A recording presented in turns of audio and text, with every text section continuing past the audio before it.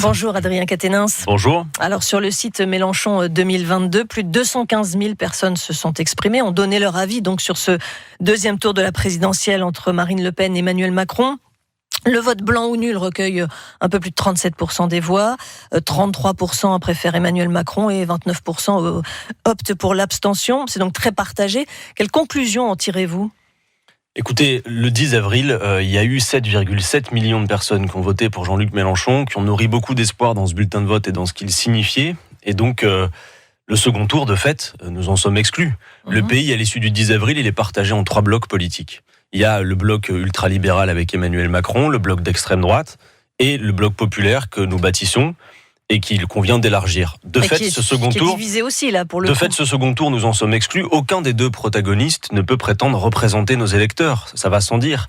Ce sont 2 projets politiques que nous combattons, mais ils ne sont pas de même nature.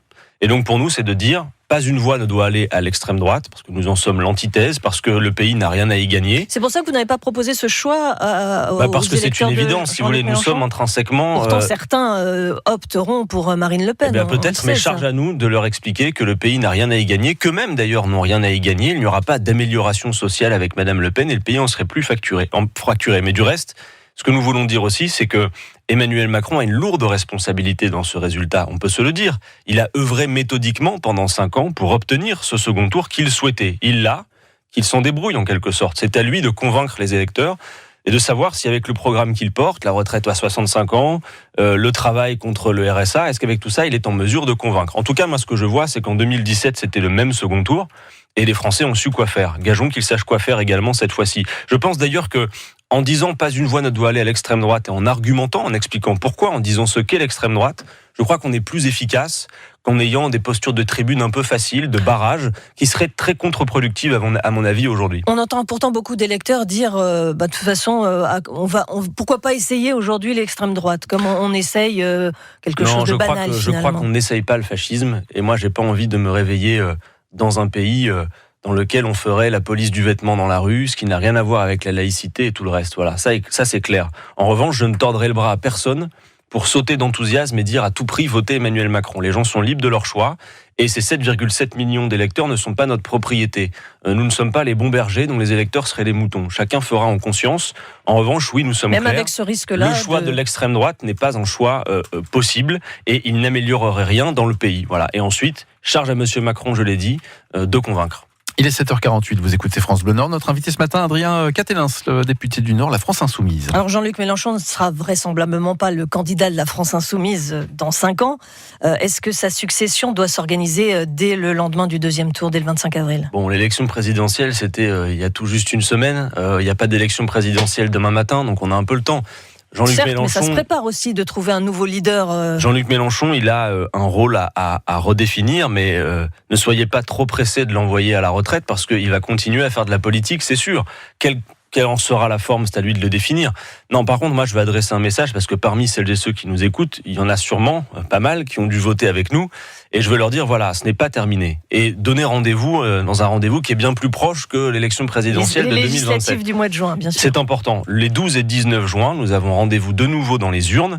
Et je veux qu'on m'entende sur le fait que nous n'allons pas participer à cette élection simplement pour grappiller quelques députés pour résister à Monsieur Macron ou Madame Le Pen.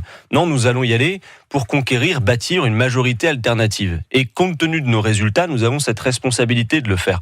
De dire à toutes celles et ceux qui ont voté pour l'augmentation du SMIC, pour la retraite à 60 ans, pour le partage des richesses, la planification écologique, tout cela est encore possible. Si vous êtes aussi nombreux qui avez voté pour Jean-Luc Mélenchon le 10 avril à renouveler votre vote dans les urnes les 12 et 19 juin, nous avons les moyens de bâtir une majorité alternative et de gouverner. Donc ça n'est pas terminé. Ces législatives vont fonctionner, c'est sûr, comme un 3e tour de l'élection présidentielle. Et vous êtes fixé un nombre de députés ?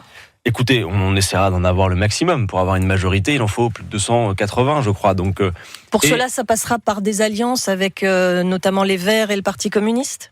Alors, vous avez vu que pendant l'élection présidentielle, il y a eu beaucoup de mots durs parfois qu'on fusait contre Jean-Luc Mélenchon, de la part de Fabien Roussel, de Yannick Jadot, d'Anne Hidalgo. Donc on efface tout, on recommence ou... Écoutez, incontestablement, c'est notre responsabilité de tendre la main et de rendre les choses possibles, à eux d'éclaircir, d'expliquer à leurs électeurs pourquoi le vendredi nous étions les amis de Poutine intouchables et puis le lundi d'un coup nous étions fréquentables et il fallait urgemment discuter avec nous. Vous êtes en Nous faisons une proposition de respect mutuel, de cohérence stratégique. Nous ne voulons pas un accord à la petite semaine de répartition à l'ancienne entre formations politiques. Ce que nous proposons, c'est de bâtir une majorité cohérente autour d'un programme. Le programme L'Avenir en commun a été largement plébiscité compte tenu de son résultat dans les urnes. Ce peut être donc la base, mais à toutes celles et ceux qui le voudraient, qui voudraient partager cette ambition de gouverner ensemble et d'aller aux législatives avec cette stratégie cohérente, celle de l'Union populaire et ce programme, eh bien, de venir en discuter avec nous. Il y aura des échanges. Même s'ils sont socialistes ?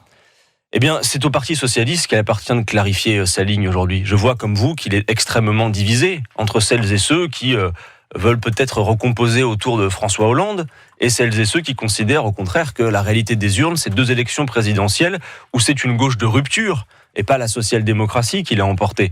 Je pense qu'il y a des gens au Parti socialiste qui ont un principe de réalité et qui voient bien quelle est la situation politique. D'autres s'acharnent à vouloir reproduire les vieux schémas, mais je pense qu'il y en a certains qui devraient en effet y réfléchir.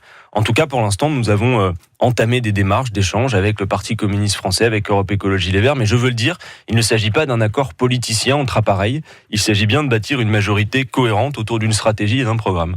Merci Adrien Quatennens de ces précisions. Je rappelle que vous êtes Merci à vous. député La France Insoumise du Nord. Merci, bonne journée. Bonne journée. Merci.